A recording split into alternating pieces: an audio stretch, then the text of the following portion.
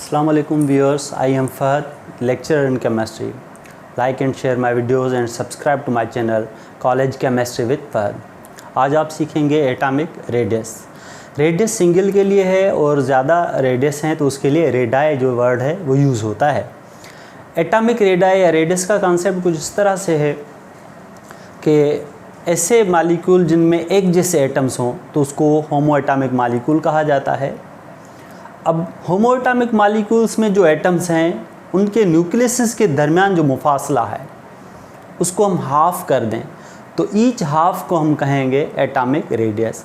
Diagrammatically आप उसको इस तरह से समझ सकते हैं कि this is the one atom hydrogen, this is another atom hydrogen.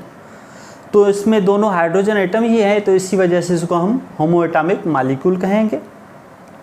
इसके अंदर जो न्यूक्लियस के दरमियान जो मुफासला है उसका अगर हम हाफ़ कर दें, रेड लाइन से मैंने हाफ़ कर लिया कि ईच हाफ को हम कहेंगे रेडियस और एटम का रेडियस है इसी वजह से इसको एटॉमिक रेडियस कहेंगे। जो रेडियस का कॉन्सेप्ट है ये है कि the distance from nucleus to the valence shell of an atom.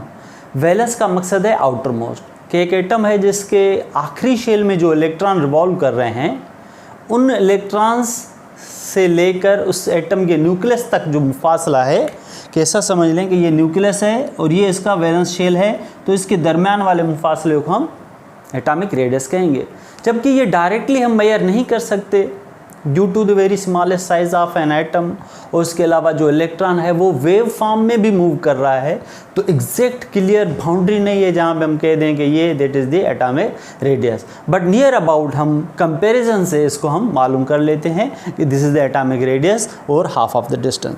इसको वर्डिंग में हम लिखेंगे it is half of the distance between two nuclei of homo atomic molecule. ये होमो एटॉमिक मालिक्यूल है उस न्यूक्लियस के दरमियान जो मुफासला है उसका हम हाफ कर देंगे। एग्जाम्पल में hydrogen gas, oxygen gas, nitrogen gas और वगैरह। यूनिट्स से मुराद है इसको हम मेजर किस तरह से करेंगे। ज़ाहिर सी बात है कि ये डिस्टेंस है तो डिस्टेंस के लिए हम यूनिट जो इस्तेमाल करेंगे स्मॉलेस्ट डिस्टेंस है तो इसके लिए मीटर या किलोमीटर नहीं यूज़ होंगे। इसके लिए बहुत ही छोटे जो यूनिट्स हैं जिसमें एंगस्ट्रम है, नैनोमीटर है, नैनोमीटर 10⁻⁹ है और एंगस्ट्रम 10⁻⁻10 है तो वो वाले यूज़ करेंगे। यूनिट पे अब आ जाते हैं कि दीज आर एक्सप्रेस, दीज से मकसद है atomic radii, are expressed in angstrom A0 और नैनोमीटर या नैनोमीटर में 1 नैनोमीटर के अंदर 10 एंगस्ट्रम जो हैं वो आते हैं। फिर वही बात जो मैंने समझाया आपको कि उसको लफ्ज़ों में लिखेंगे exact size of an atom के not be measured due to wave nature of electrons in atom, so atom does not have a fixed boundaries but its radius can be calculated. अब बात करते हैं जनरल ट्रेंड्स पे। General trends से मुराद है कि जो एटम की रेडियस हैं वो ग्रुप में और पीरियड में किस तरह से वेरी करते हैं, चेंज करते हैं। तो इसलिए पहले आपको पता हो कि ग्रुप क्या है और पीरियड क्या है।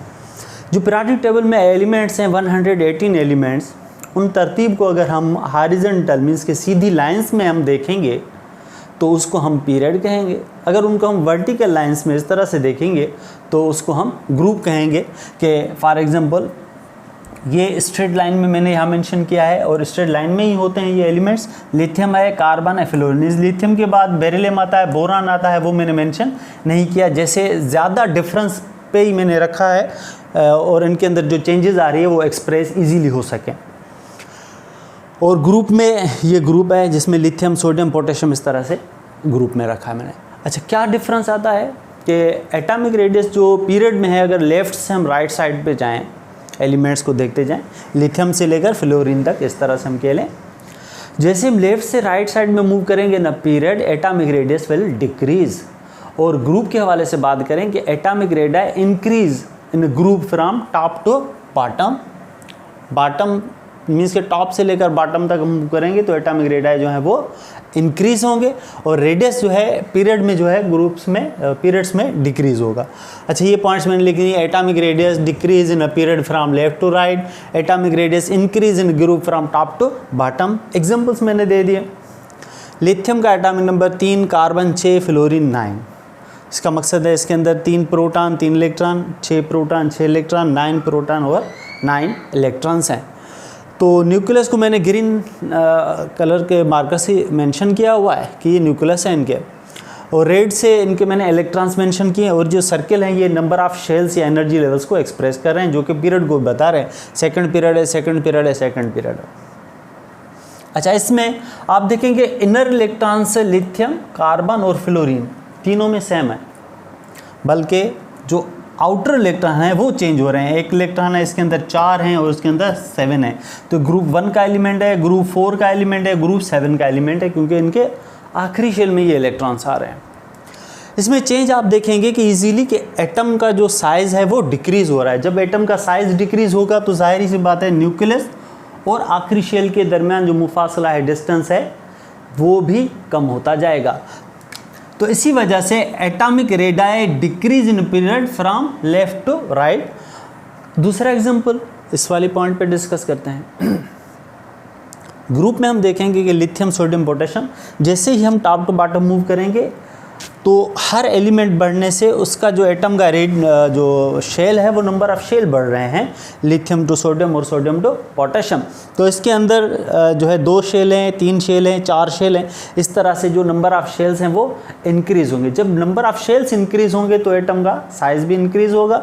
जब साइज़ इंक्रीज़ होगा तो न्यूक्लियस से लेकर आखिरी शेल तक जो मुफासला है वो भी देखें आप कि यहाँ से यहाँ तक ये बढ़ रहा है और यहाँ पे यहाँ तक मज़ीद बढ़ रहा है।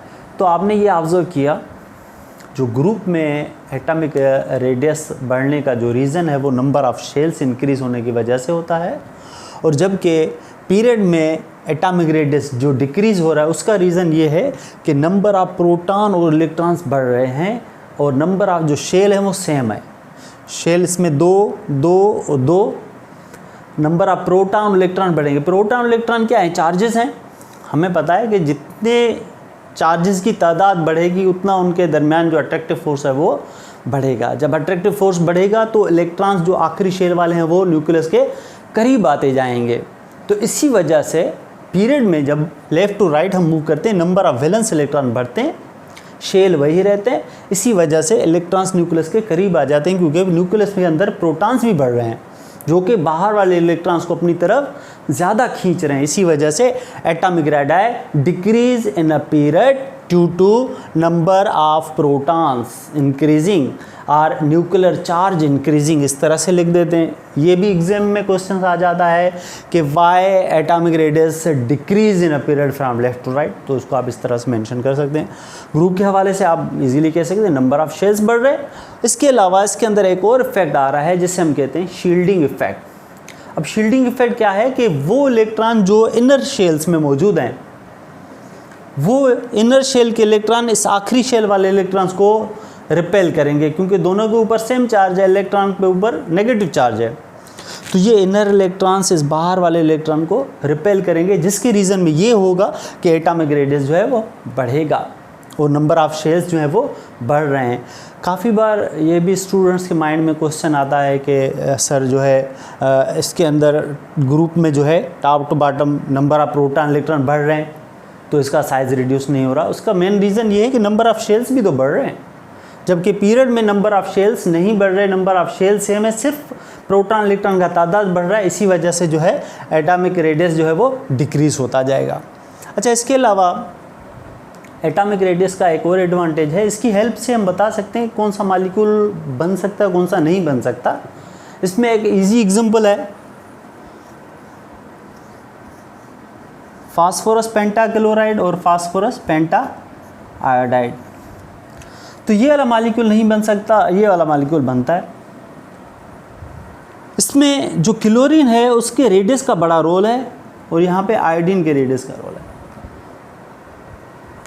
क्लोरीन के डाउनवर्ड जो है ब्रोमीन, उसके डाउनवर्ड जो है आयोडीन, एक ही ग्रुप में टॉप टू बॉटम मूव करेंगे तो आयोडीन का साइज़ क्लोरीन से ज़्यादा होता है बहुत ही। जब आयोडीन का साइज़ बड़ा है तो 5 आयोडीन के एटम एक फास्फोरस को सराउंड नहीं कर पाते, उनको इतना स्पेस नहीं मिलता कि उसको सराउंड कर पाते, क्योंकि उनका बड़ा साइज़ होता है आयोडीन का। जबकि 5 क्लोरीन के एटम स्मॉलर साइज़ होते हैं एज़ कम्पेयर टू आयोडीन, वो ईजीली फास्फोरस को सराउंड कर लेते हैं और उससे जो है केमिकल बॉन्ड बना लेते हैं, जिसकी वजह से फास्फोरस पेंटाक्लोराइड जो बन जाता है PCl5, और फास्फोरस पेंटा मीन्स के 5 पेंटा आयोडाइड नहीं बन सकता due to the larger atomic radius. So atomic radius give information about the chemical bond formation. So आज के लेक्चर में आपने यही समझा कि एटॉमिक रेडियस क्या है।